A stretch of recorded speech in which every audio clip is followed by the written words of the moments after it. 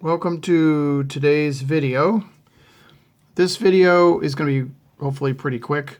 This is going to break down the John Fijol assault, which happened on September 18, 2017 at a Warren Planning Board public meeting, which was actually gravel site inspection visits, which is part of an annual inspection process through the Warren Planning Board.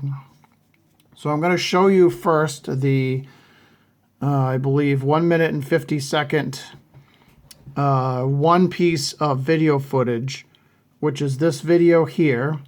Then I will show a quick snippet of the video of where there's a breakdown of what happens.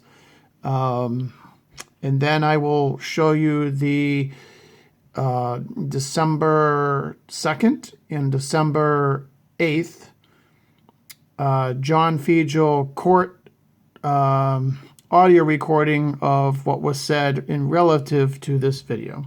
So I will start this video here, which is 1 minute and 50 seconds.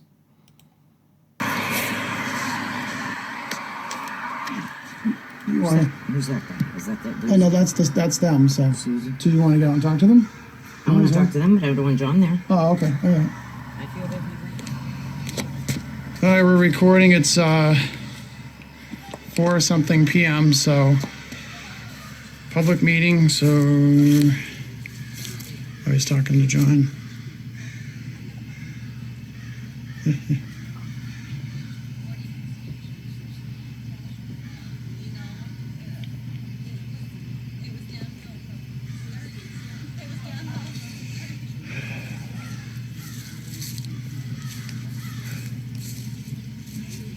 Yes. Yeah, I'm not sure you can record Yeah. audio. You don't record me, first of all. John. You understand me? Hey. You do not record a fucking thing on this property. This is my fucking property. I understand. You cannot legally record audio in Massachusetts. Yes. You under law. I will smash that motherfucker right in your fucking Sir, calm down. I will stand right You here. will not record. No. I understand that. I understand. Allie. You do. I get a recording. I find a recording. I'm gonna beat you. No. You understand Sir. that? Listen, he's still recording, John. Okay. I don't First give a of shit. all, you just I'm going to stand right here. on This is a video. public road. It is a public road, but it's never okay Yes. to record audio in Massachusetts. Right, okay. Allie. Sorry about that. Tell her I didn't. get in the truck. Tell Allison to get in the truck. Sir, come- That camera around. All right, I will. All right. I'm going to be again. I'm telling you. All right, hold on. Get in the truck. I'm You going don't to. get it, do you? Get the fuck up.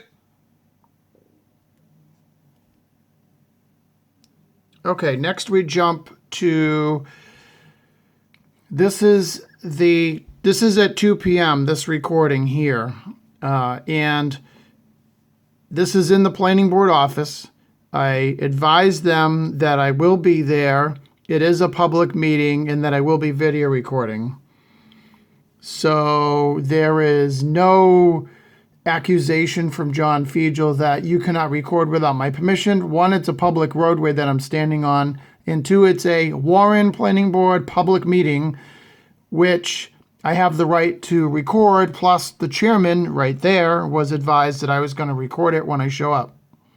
So anyhow, this is going to go into the breakdown now of the John Fijol assault.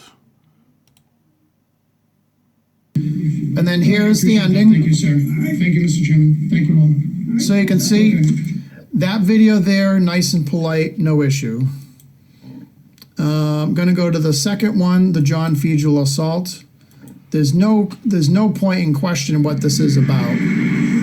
Now, this is a Warren Planning Board public meeting that I just told the chairman that I was attending, and there's a public agenda item.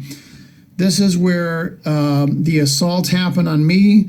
It's labeled as a Warren Police cover-up because that is true, because John Fijol did in fact falsify and lie in the police report, and he also lied in his statement to the police about what happened here. And this was the incident on 9/18/2017, which was the same of the video you just saw. That was the 2 p.m. version that you just saw. And then this is now the I think I can tell you exactly here if I scroll to here. 4:46 p.m. outside Michael Baril's car, and it's at the Lois Fijol gravel pit site, Brimfield Road, Warren, Mass. So John actually committed the crimes according to the police department. He committed the crimes of assault and battery, threatening to commit a crime of murder, which he did threaten to have me killed and dump my body in the trunk of my car. And then he also falsified his 911 call, not only the voice on calling 911 in what I was doing, but he also then provided a false statement to the police department, to police officers. And then this was obviously a public meeting because there is a public agenda. So there's my car. Oh, no, that's them. So you want to go and talk to them? I want to talk to them, but I don't want John there. Oh, okay. All right. Yep, and that's a resident who's fearful that John has been violent before on. So they recording it. So as you can see, this is the public roadway, and then right past these trees is the actual entrance to the property. So they knew I was filming because I just skipped through that last video. But on that last video, I told them, because this is a public meeting, that I'm going to be coming there to film. So I don't need anybody's permission to film on a public roadway, and nor do I need permission. I already had permission from the chairman of the 2 p.m. meeting that I was going to come here and film, and we were going to be allowed to go inside for this gravel pit inspection. But Mr. Chairman said, if Mr. Fijol, who is the family representative, doesn't want us on the property, that's fine. We would have just stood over here. We don't have to go in there, but we wanted to go in the inspection. So they would have to ask his permission to bring us in there. So I won't probably play this whole thing, but right here, that is Carrie Fijol right there. That's John's wife. That's a planning board member right there. That's a planning board member right there. That's a planning board secretary right there. And then that's the planning board chairman talking to Mr. John Fijol. And what's happening at this point in time, why I'm videoing, is because the chairman is explaining to John Fijol, who's the family member, that we have evidence in pictures of contamination inside his property. So Mr. Fijol and the family does not know that we've had this evidence, and does not know that the evidence was submitted to the town. So that's why John then loses his temper. Something p.m. So. And then what happens is nobody's paying attention to me filming right now, and I have the right to film because I'm standing on the public street. With meetings. And then right here, Carrie, the wife, is actually pointing to them right now that I'm filming. I was talking to John. No, maybe she didn't say that. Okay. Now watch right here. When they discover I'm filming, then the chairman gets upset and then tries to grab John, knowing that John's going to be violent and fly off the handle. So, okay, so maybe, all right, so they don't notice I'm recording right now, I think, until I move to the side. And then you can see by the hands, so Mr. John Fijol's listening right now to what they're saying. And then when I move to this angle, that's when he sees me filming. Now listen to this. The chairman is mad at me because I'm filming him having a private conversation with Mr. Fijol, which, remember, this is a public meeting.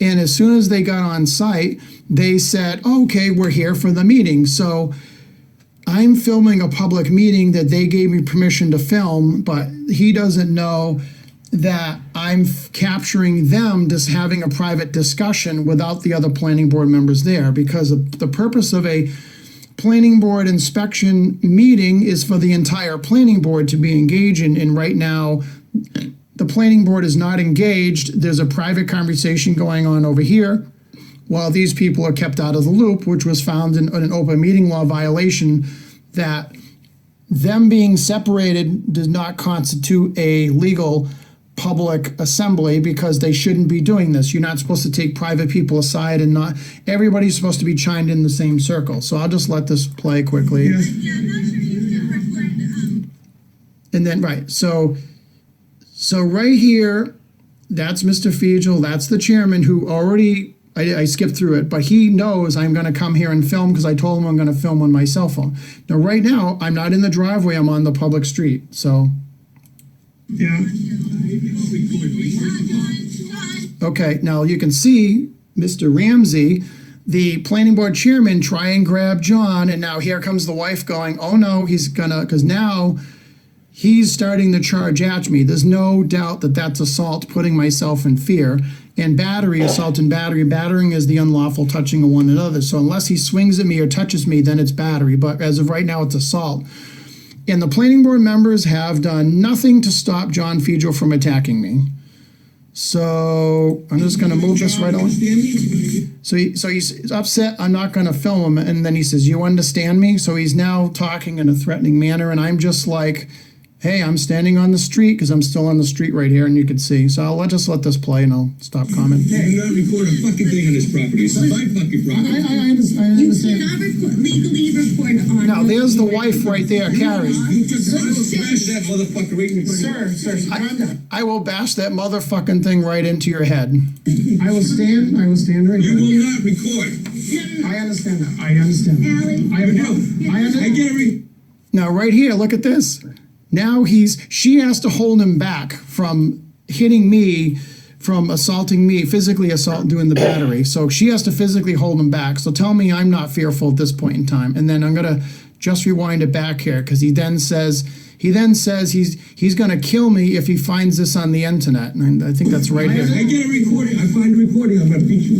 No. You understand that? I find a recording, I'm gonna. I don't give a shit. I understand right here. This is a public road. It is a public road, but it's never okay Yes. to record audio. Now she says it's never good to record audio, but she doesn't know that this is a public agenda item. And I was actually, because they don't know, Mr. and Mrs. Fijol don't know that the planning board allowed me to come there, so they don't know that part. Right, okay. Now watch this. Sorry about that. Tell I her, didn't. get in the truck. Tell Allison.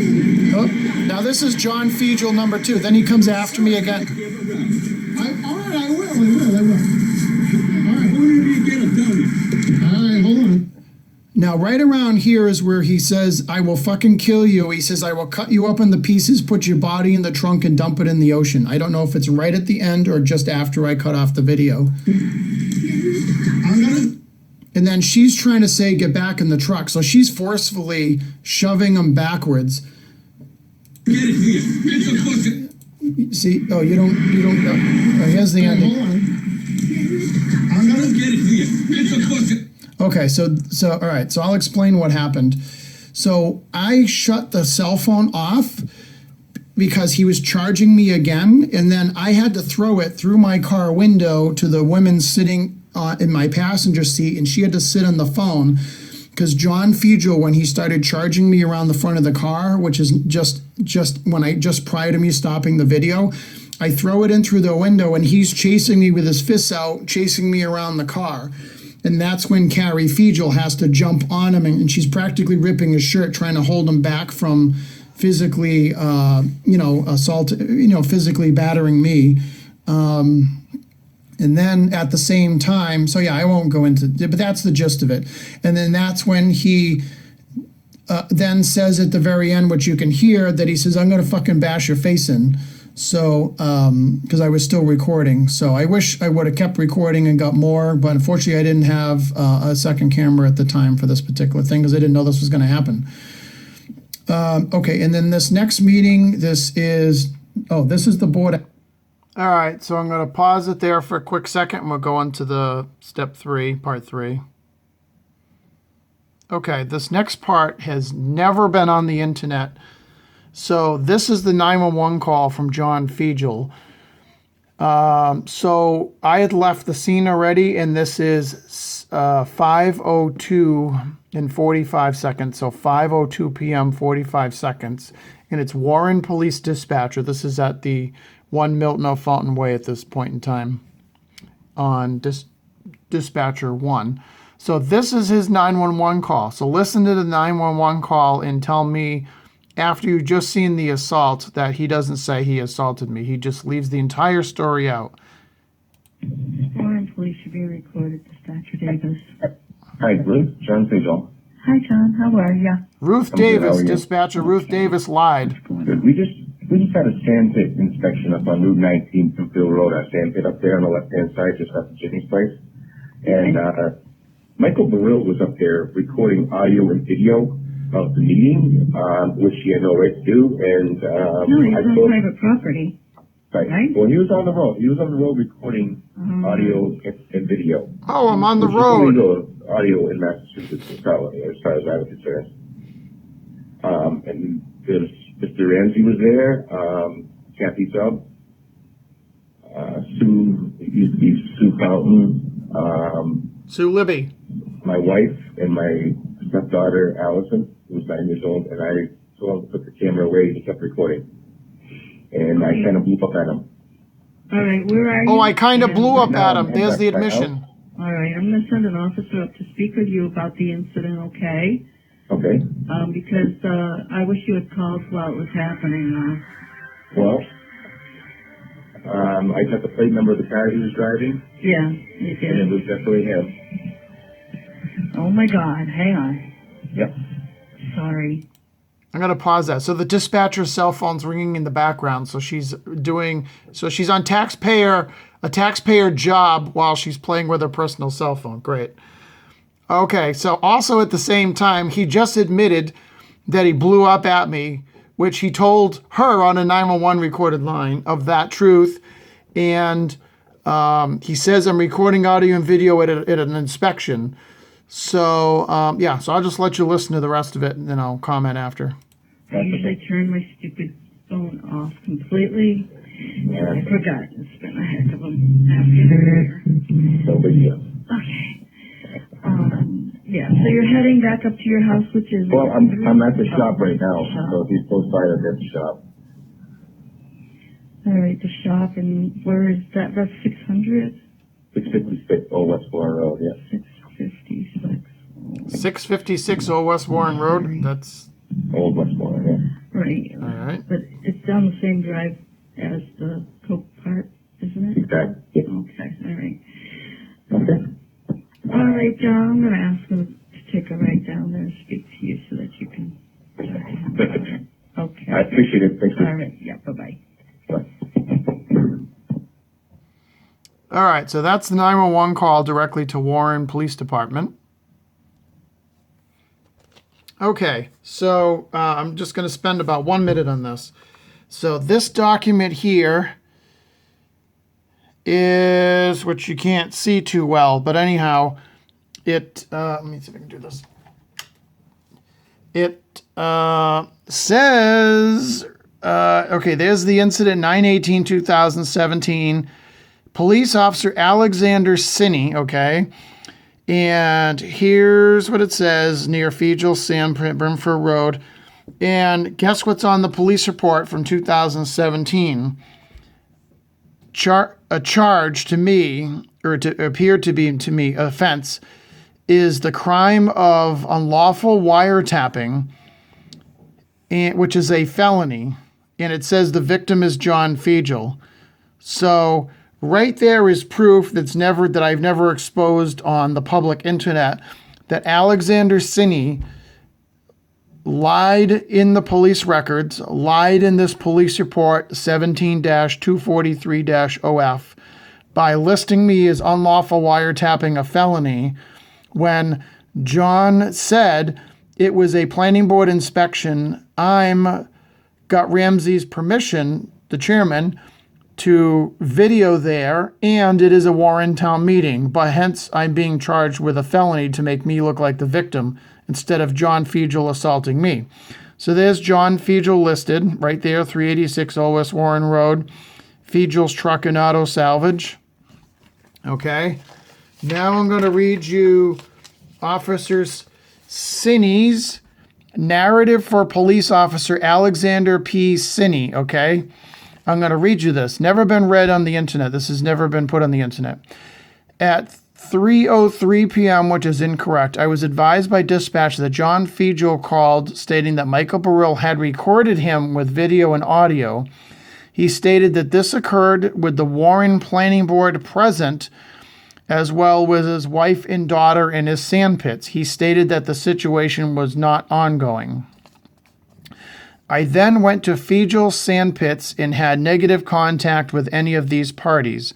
I then went to Fijol's garage to get more information about the incident. I spoke with Mr. Fijol. He stated that he was with the planning board at his sandpits for the sandpits yearly inspection.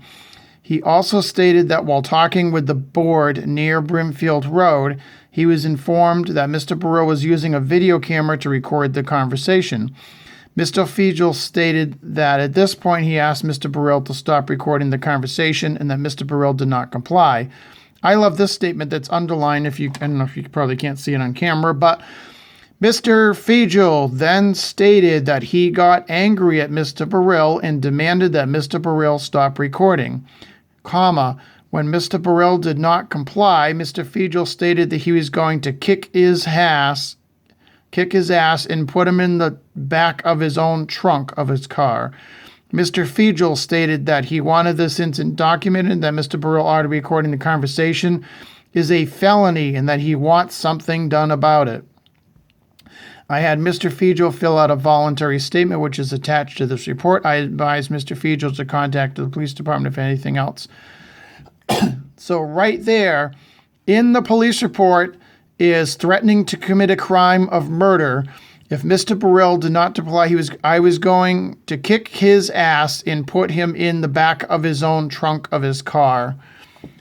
So as you can see, folks, the police department protected John Fijol by committing felonies and falsifying not only the dispatcher's log statement, but also the police officer's statement in records.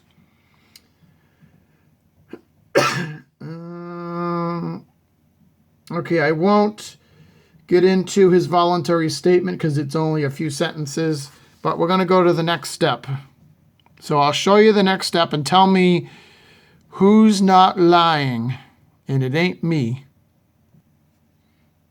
Okay, so here is the actual John Fijol court of just recent, December 8, 2020, just less than 2 weeks ago at 2 p.m. There was actually a 9 a.m. hearing. He was a no-show, so he ended up mysteriously showing up at 2 p.m. Thank you, Your Honor. Parties to be heard in the matter of John Fijol versus Michael Baril, 262RO1817. This is a request for an order pursuant to 258E, scheduled today for a two-party hearing. Okay, Mr. Fijol, are you able to activate your camera, sir? Okay, so I'm just going to play this little tidbit in the recording. So the whole purpose of him requesting a harassment prevention order on me was his own answer under oath in court.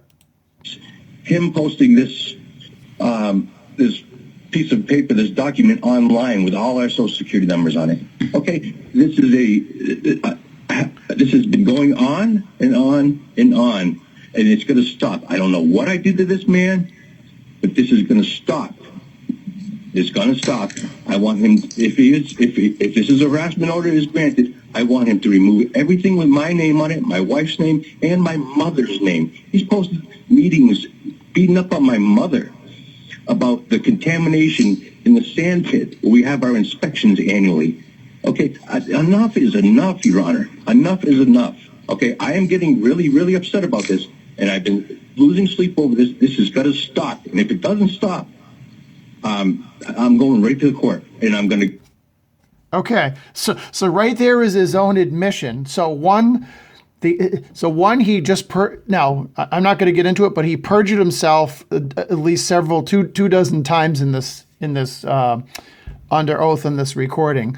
So the Social Security number breach was created by the police chief, which resigned as one of the reasons before he was to be fired by the Warren Board of Selectmen. So him blaming me for the Social Security number breach is incorrect because the police chief did it. So you don't see him suing the police chief or getting a harassment prevention order on the Warren Police Chief, former Warren Police Chief Bruce Bukowski. And he just admitted he's sick and sick and sick and sick of it. Oh, and if the order's issued, he wants everything about him erased. So this order is not about him fearing me, that I'm harassing him, that I'm going to beat him up. This is about he wants everything said about him on the internet erased. That's what the motive is about, because he just admitted it, and he admits it in here several times. But yeah, so he wants everything erased, meaning all the bad stuff about him to disappear off Facebook, to disappear off social media. So in other words, so he doesn't want anybody reading that has environmental problems with the town, including contamination issues from the past. He wants everything to magically go away. Okay, so now we're going to listen to my attorney that I dished out thousands of dollars for because of a false court filing and a false affidavit. So now you're going to hear exactly how he responds to the assault video. Maloney here. I'm Michael's attorney. Can you hear me, John? Or yes, sir, Mr. Fijol? I apologize. John is fine. That's fine. Yes, John. For clarity, your family, what is the name of that company that your family owns that you've referenced? There's is it Fijol? John? Let me rephrase that. In your affidavit, are you owner and operator of Fijol's Junkyard Incorporated? Yes, sir, I am.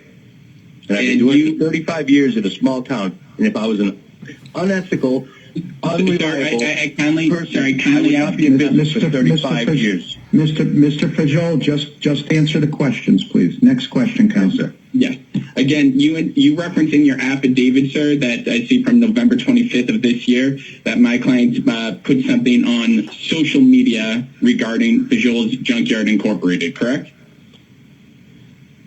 Specifically from November 23rd per your affidavit? John's the one that listed it on the paperwork. That it affects my business because I am the owner. I am the one responsible for my business. Sir, I know this is a unique situation via Zoom. I just kindly ask, the judge may ask follow-up questions. I just kindly ask you answer the questions I'm asking you. I do not have the paper in front of me, sir. I don't remember exactly what I wrote. He doesn't remember what he wrote. So you file an affidavit to the court under oath, and you don't have a copy of it, and you don't remember what you wrote on a sworn affidavit that has pains and perjuries of Massachusetts laws to be prosecuted over it, and you don't have a copy of it, and you don't remember what you wrote. It is Fijel's Junkyard Incorporated, or it's myself. It's the same thing in the small town eyes. Okay. And I am Fijel's Junkyard. Yes. Okay. For clarity, sir, there's something from September 2017. Is that accurate that he puts on, allegedly puts on his social media? When we say he, my client, Michael Baril. Yes. And again, he puts it on social media. He posted on the Warren Corruption or something, some title like that, yes. And do you, in one of those videos, threaten to break his cell phone? It's very possible, yes. Because now you just heard him admit twice in the video, I'm going to smash that cell phone. My 9-year-old daughter was there, and he's filming with audio. My question is that a yes or no, you threatened to break his cell phone? I plead the fifth on that. Oh, you can't. I plead the fifth on that. Oh my God. So in other words, you know that you did, you know you committed the crime of assault, and you got away with it because Warren Police protected your ass. You can't plead the fifth on certain questions, sir. Yes, I most certainly did. I did threaten to break his phone, yes. And that was from 2017? Yes, sir. There's another incident you referenced from September 18, 2017 at a public meeting, correct? The public meeting was the meeting at that day at the sand pit. Oh, gee, now there's an admission. Oh, yes, it was a public meeting. Oh, that's funny. It's in Warren Police records, sort of, that they were public meetings, yet the Warren Police records don't completely reflect that. And the Warren Planning Board records shows it's a public meeting. So why did Warren Police lie to, again, I hate to say this over and over and over and over again, to protect John Fijol and the Fijol family of the assault? Because John was never prosecuted for an assault by Warren Police nor East Brookfield Court. Well, another thing, look, I don't know the Again, dates. from September 2017. We can go on and on. I don't know the dates, dude. I don't know. Is that when he was in the Warren Water District? Ran the last, about the... And there was another meeting from December of 2017. Is that accurate? Your guess is as good as mine. I don't have paperwork. I'm working. I'm on the road. I'm in New Hampshire border right now, sitting in a parking lot. I don't have the paper. Oh my God, cry me a fucking river. Work in front of me. In the last month, has my client had direct contact with you? No, but he's posted on the Warren Watch. So he's posted on social media, a public platform. Yes, and if the stuff was true, that would be fine, but it's not. In the last year, has my client had direct contact with you? No, sir.